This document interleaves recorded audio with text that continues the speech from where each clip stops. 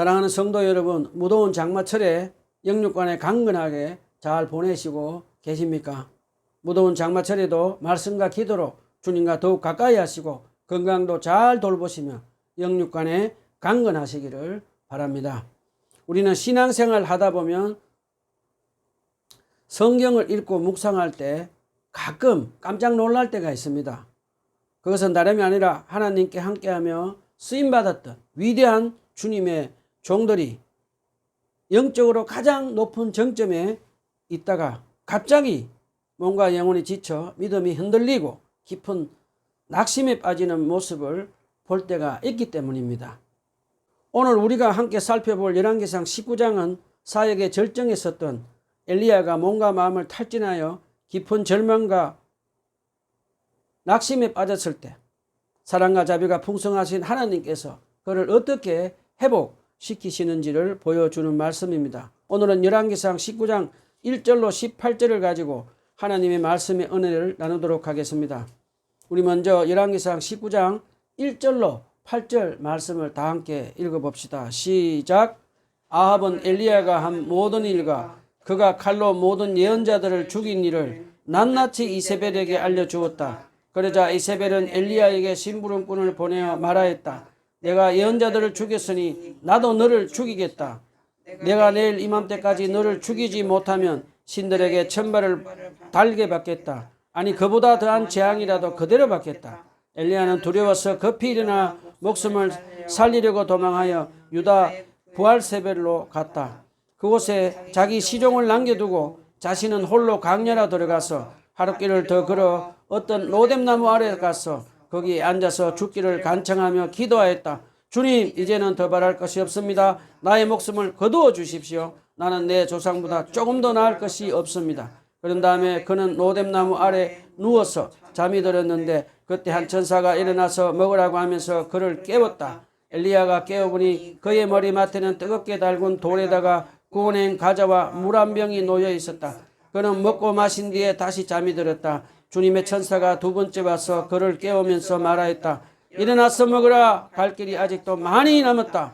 엘리야는 일어나서 먹고 마셨다. 그 음식을 먹고 힘을 얻어서 밤낮 40일 동안을 걸어 하나님의 산 호렙산에 도착하였다.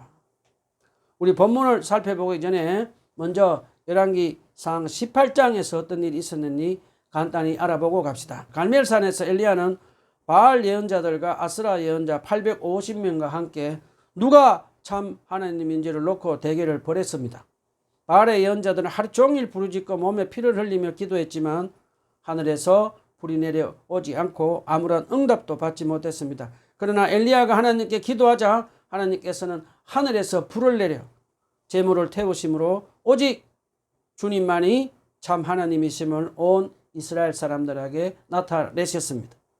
그 후 엘리야는 이스라엘 백성들에게 우상 숭배를 이끌었던 바알과 아세라 예언자들을 처단하도록 명령했고 이스라엘 백성들은 그대로 행했습니다.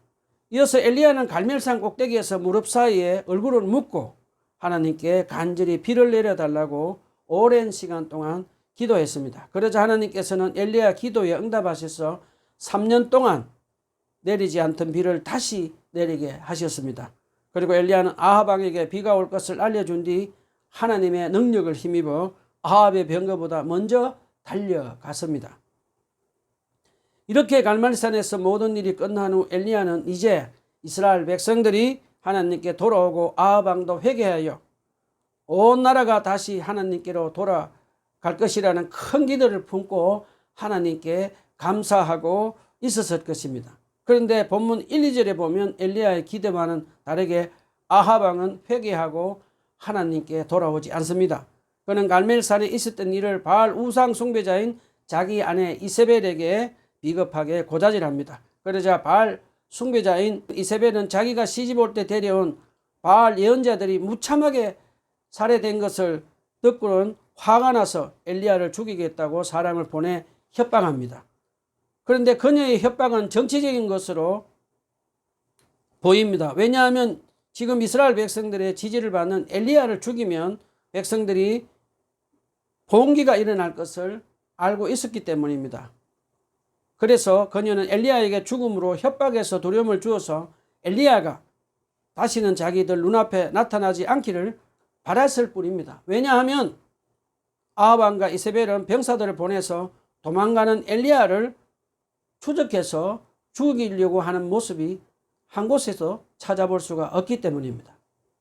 자, 우리는 이 대목에서 우리가 아는 하나님의 능력의 종인 엘리야에게 이 상황 가운데서도 바알 숭배자 이세벨에게 당당하게 맞서며 죽으면 죽으리라고 용기 있게 믿음으로 맞서야 하는 것을 기대합니다. 그런데 본문 3절 말씀을 보면 하나님의 능력의 종인 엘리야는 우리의 기대와는 달리 이세벨의 죽이겠다고 하는 협박의 말을 듣고 그만 목숨을 부지하려고 먼 유다 지방 있는 브엘스바로 젖먹던 힘을 다해서 도망가 버립니다. 자, 우리는 이 대목에서 지금 엘리야는 갈멜산 전투와 머리에 무릎을 넣고 오랜 시간 기도하여 3년 가뭄을 마치는 비가 오게 하고 비가 오기 시작하자 아합 왕의 말보다 더 빠르게 달리며 엘리야는 지금 육체적으로 탈진이 되어 있었습니다. 그리고 엘리야는 이스라엘 사람들과 아합 왕이 갈멜산 전투에서 하나님이 불을 내려 살아계신 참 하나님으로 믿게 됐다고 생각했습니다. 그런데 정반대로 아합 왕은 기대와 다르게 이세벨을 통해서 자기를 죽이려고 협박하는 것을 보고 그는 스스로 그의 사역의 목적, 즉 이스라엘이 하나님께 돌아오는 사역이 실패했다고 생각하며 마음에 낙심과 절망에 빠지면서 두려움에 빠집니다. 몸과 마음이 무너진 엘리야는 늘 하던 대로 하나님께 길을 묻고 기도하지 않은 채 위험한 상황만 바라보고 죽음의 두려움에 사로잡혀 도망치고 말았습니다. 그리고 본문 4절을 보면 엘리야는 그의 시종을 돌려보내고 혼자서 강야 깊은 곳으로 걸어가서 우리나라 사리나무와 비슷한 조그마한 로뎀 나무 밑에 앉아서 이렇게 기도합니다. 주님, 더 바랄 것이 없습니다. 제 목숨을 거두어 주십시오. 나는 내 조상보다 조금도 다를 것이 없습니다. 라고 기도합니다. 엘리야가 나는 내 조상보다 낫지 못하나이다 라고 고백하는 이 장면은 나 역시 역사 속에서 완악한 이스라엘을 변화시키지 못하고 실패했던 이전 시대의 예언자들과 다를 바 없는 무능한 존재입니다 라고 하는 철저한 자기 부정이자 영적 파산 선언이었습니다. 여러분, 그동안 엘리야는 하나님께서 얼마나 많은 능력을 주어서 기적을 행하며 많은 사역을 감당하게 하신 것을 잊어버리고 있습니다. 그리고 그가 앞으로 하나님의 은혜로 많은 사역을 감당하고 죽음을 맛보지 않고 하늘로 올라가는 불말들이 준비되어 있는 것을 보지 못하고 있습니다. 여러분, 믿음의 종이요 능력의 종인 엘리야가 하나님께 자기 목숨을 거두어 달라고 기도하는 이 모습을 보고 떠오르는 사람이 혹시 있습니까? 저는 민수기 11장 15절에서 이스라엘 백성들의 완악한 모습으로 하나님을 믿지 않고 완악하게 고집을 피우는 모습을 보고 너무 힘들어서 자기 목숨을 거두어 달라고 기도하는 모세가 떠오르기도 합니다.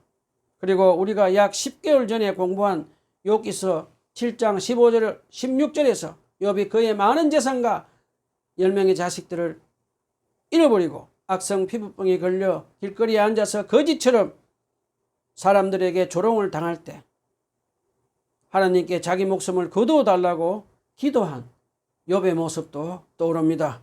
그리고 예레미야와 요나의 모습에서도 성경에 보면 동일한 모습이 기록되어 있습니다. 우리는 신앙생활 하다 보면 누구나 육신을 가진 연약한 인간으로 엘리야처럼 한 번쯤은 탈진, 번아웃이 찾아오는 것을 경험합니다. 하나님을 위해 최선을 다해 사역을 하며 섬겼는데도 오히려 사람들로부터 비난을 받고 기대했던 결과가 보이지 않아 몸과 마음이 무너질 때가 있습니다. 그럴 때 우리도 엘리야처럼 하나님 이제는 제 목숨을 거두어 가십시오. 너무 힘듭니다. 라고 기도하고 싶을 때가 있는 것입니다. 자, 엘리야는 광야에서 탈진해서 하나님 차라리 제 목숨 거두어 달라고 기도하다가 로뎀나무 아래서 이제 실신하듯 쓰러져서 잠이 듭니다. 그러자 그 모습을 지켜보고 계시던 하나님은 엘리야에게 왜 이세벨이 너를 죽일 것이라고 협박할 때 나에게 기도하지 않았니라고 나무라지도 않고 한마디 질책도 하지 않았습니다. 그 대신 하나님은 본문 5절로 7절 말씀에서 천사를 보내서 심신이 연약해진 엘리야에게 정성스럽게 간호하게 하십니다. 하나님은 탈진한 엘리야를 천사를 통해서 몸을 마사지하듯이 쓰다듬고 깨워서 숯불에 가꾼 빵과 물을 마시고 다시 잠을 자게 합니다. 그리고 또 시간이 흐른 후에 천사는 쓰러져 잠을 자는 엘리야를 다시 깨워서 갈 길이 아직 멀다 음식을 먹고 힘을 내라고 말하며 다시 가꾼 빵과 물을 마시게 하며 육체의 기운을 회복하게 합니다. 자, 이제 어느 정도 육체의 기운이 회복된 엘리야는 본문 8절 말씀에 보면 보통 브엘세바에서 시내산 호렙산까지 11일에서 14일 정도 걸리는 거리인데 엘리야는 40일 동안이나 걸어서 갔다고 기록이 되어 있습니다. 자, 우리 여기서 한번 질문을 해봅시다. 첫 번째, 엘리야는 40일 동안 광야에서 무엇을 먹고 마시며 시내산까지 갔을까요? 본문은 자세히 말하지 않습니다. 그러나 하나님께서는 이전에도 까마귀를 보내 그리 시내가에 엘리야에게 떡과 고기를 먹이셨고 사르밧 가부를 통해 계속해서 음식을 공급해 주셨습니다. 그래서 저는 개인적으로 하나님께서 이 40일의 광야 여정에서도 천사를 통해서 엘리야에게 필요한 음식과 물을 공급해 주셨을 것이라고 생각이 듭니다. 자, 그 다음에 엘리야는 보통 브엘사바에서 시내산까지 11일에서 14일 정도 걸리는 시내산으로 40일 동안 걸려서 걸어갔을까요? 저는 엘리야가 아직 완벽히 회복되지 않은 상태에서 시내산으로 향해 걸어갔다고 생각합니다. 그리고 그의 마음속에는 나는 사역에 실패했다. 나는 하나님께 버림받았다는 생각이 계속해서 맴돌았을 것입니다.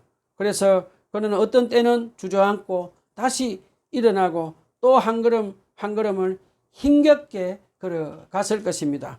엘리야는 마치 술 취한 사람이 갈짓자 걸음으로 비틀거리며 걸어가듯이 몸과 마음이 모두 지친 상태로 광야를 걸어갔을 것으로 추측이 됩니다. 그래서 보통 사람들 걸음으로 11일에서 14일 정도 걸리는 그 길을 엘리야는 무려 40일이나 걸려 도착했을 것이라고 추측이 됩니다.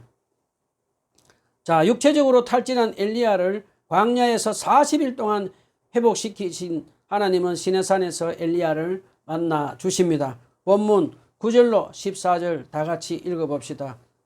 시작. 엘리야는 거기에서 있는 동굴에 이르러 거기에서 밤을 지냈다. 그때 주님께서 그에게 말씀하셨다. 엘리야야, 너는 여기서 무엇을 하고 있느냐? 엘리야가 대답하였다. 나는 이제까지 주 만군의 하나님만 열정적으로 섬겼습니다. 그러나 이스라엘 자손은 주님과 맺은 언약을 버리고 주님의 제단을 헐었으며 주님의 예언자들을 칼로 쳐서 죽였습니다. 이제 나만 홀로 남아있는데 그들은 내 목숨마저도 없애려고 찾고 있습니다. 주님께서 말씀하셨다. 이제 곧 나 주가 지나갈 것이니 너는 나가서 산 위에 주 앞에 서 있거라. 크고 강한 바람이 주님 앞에 산을 쪼개고 바위를 부수었으나 그 바람 속에 주님께서 계시지 않았다. 그 바람이 지나가고 난 뒤에 지진이 일어났지만 그 지진 속에서도 주님께서 계시지 않았다. 지진이 지나가고 난 뒤에 불이 났지만 그 불 속에서도 주님께서 계시지 않았다. 그 불이 난 뒤에 부드럽고 조용한 소리가 들렸다. 엘리야는 그 소리를 듣고서 외투자락으로 얼굴을 감싸고 나가서 동굴 어귀에 섰다. 바로 그때 그에게 소리가 들려왔다. 엘리야야, 너는 여기서 무엇을 하고 있느냐? 엘리야가 대답하였다. 나는 이제까지 주 만군의 하나님만 열정적으로 섬겼습니다.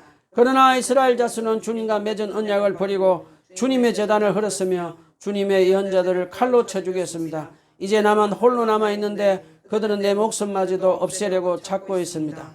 자, 이제 하나님은 오늘 시내산 동굴에 숨어서 절망과 외로움으로 밤을 지새운 엘리야에게 찾아오십니다. 그리고 본문 9절에서 이렇게 말씀하십니다. 엘리야야, 너는 여기서 무엇을 하고 있느냐? ESV 영어 성경에는 이렇게 기록되어 있습니다. What are you doing here, Elijah? 주님은 엘리야의 속마음을 털어놓게 하시며 그의 사명이 무엇인지 생각하는 질문의 말씀을 하신 것입니다. 그러자 엘리야는 10절에서 자신의 억울함과 고독을 쏟아냅니다. 내가 그동안 만군의 주 하나님을 위해 정말 열심을 다해 일했는데 이스라엘 백성들은 예언자들을 다 죽이고 이제 나만 남았습니다. 그런데 이제는 내 목숨마저 빼앗으려 합니다. 엘리야는 지금 철저히 외로워하고 있으며 죽음을 두려워하고 있습니다. 그리고 그의 뼈아픈 말 속에는 주님께 은근한 불평도 섞여 있습니다. 만군의 주님, 내가 주님의 일을 하다가 이렇게 죽게 생겼는데 왜 보고만 계십니까? 왜 가만히 계십니까? 라는 불평이 쏟아져 나오고 있습니다. 이 원망 섞인 대답을 들으신 하나님은 엘리야에게 산 위에 나와서 내 앞에 서라고 말씀하십니다. 그리고 놀라운 광경을 보여주십니다. 산을 쪼개고 바위를 부수는 크고 강한 바람을 일으키시고 땅이 흔들리는 지진을 일으키시고 모든 것을 태울 듯한 불을 일으켰었습니다. 그러나 성경은 3번이나 분명하게 기록합니다. 그 속에 주님께서 계시지 않았다. 그리고 그 폭풍 같은 모든 것이 지나가고 난 뒤에 하나님은 아주 부드럽고 조용한 세미한 음성으로 엘리야를 찾아오셨습니다. 만군의 주 하나님은 온 우주를 다스리는 전능하신 분이시지만 지금 심신이 지쳐있는 엘리야에게는 무서운 심판이 아니라 따뜻한 사랑의 음성으로 찾아와 그를 회복시켜 주셨던 것입니다. 불이 지나가는 후에 사랑이 풍성하신 주님은 탈진한 엘리야에게 부드럽고 세미한 음성으로 한 번 더 질문하십니다. 엘리야야, 내가 여기서 무엇을 하느냐? 주님은 이 세미한 음성을 통해서 다시 그의 사명을 일깨워 주십니다. 여러분, 하나님이 진짜 말씀하시는 이 말씀의 의미는 무엇일까요? 엘리야야, 내가 바로 너의 편이고 내가 너를 이토록 사랑하여 함께하고 있는데 너는 도대체 무엇이 두려워서 이 어두운 동굴 속에 갇혀 있느냐? 나는 바람과 지진과 불을 다스리는 만군의 주님인데 그 어떤 세상 권세가 너를 해칠 수 있겠느냐? 저 이세벨이 감히 내 종인 너를 무너뜨릴 수 있다고 생각하느냐? 그러면서 하나님은 여전히 외로워하며 낙심하고 두려워하는 엘리야에게 아주 구체적인 사명을 맡기십니다. 본문 15절로 18절 다 같이 봉독합시다. 시작.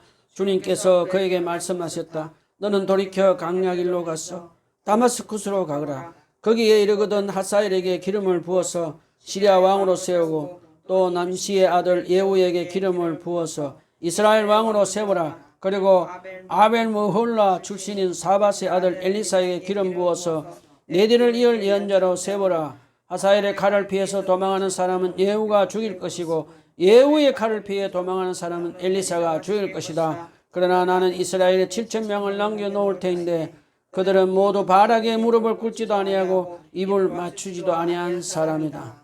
주님은 15절로 17절 말씀에서 엘리야에게 하사엘을 시리아 왕으로 세우고 그리고 예후에게 기름을 부어 이스라엘 새 왕으로 고하십니다. 그리고 너를 죽이려 하던 아합과 이세벨의 우상 정권을 폐위시키겠다는 공의의 말씀을 선포하고 계십니다. 아마도 엘리야는 역사를 다스리시는 주님의 섭리 앞에서 그동안 자기 뜻대로 되지 않는다고 불평했던 일을 뉘우치고 깊은 죄송함과 경외함을 느꼈을 것입니다.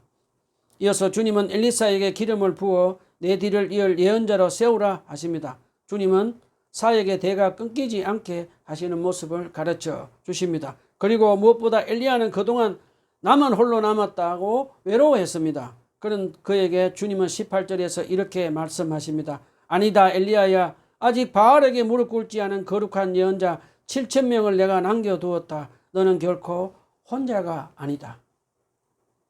이 부드러운 사랑의 음성을 듣고서야 엘리야는 깨닫습니다. 아, 만군의 주님이 여전히 내 편이시구나. 나와 함께 하시는구나.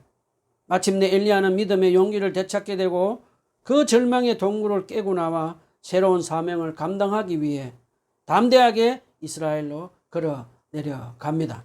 재간증을 한번 해보겠습니다. 재간증할 때 여러분의 삶을 한번 뒤돌아보시기를 바랍니다. 저는 초등학교 졸업증밖에 없는 보잘것없는 사람입니다. 세상 기준으로 보면 아무것도 내세울 곳이 없는 자였습니다. 그러나 하나님의 전적인 은혜와 기적으로 저는 42살에 영국의 신학교 가서 공부를 할 수 있게 되었습니다. 제 힘이 아니라 오직 하나님의 기적이었습니다. 그런데 영국에서 공부를 다 마치고 졸업을 하려고 했는데 단돈 500만 원이 없어서 졸업을 하지 못하게 되었습니다.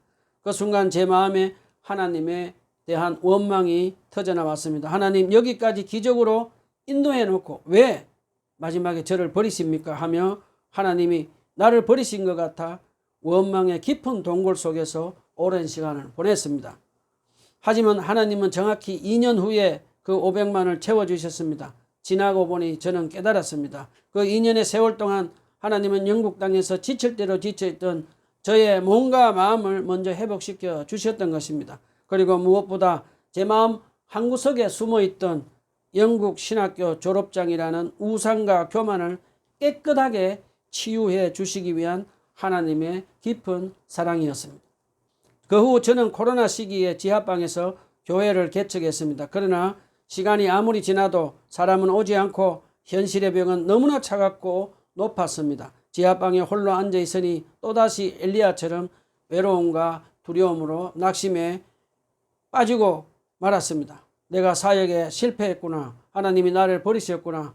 매일을 절망과 고독 속에서 지냈습니다. 그러던 어느 날 목사님들과 함께 2박 3일 성경 설교 모임에 참석하게 되었습니다. 그곳에서 이영길 목사님의 설교를 듣게 되었습니다.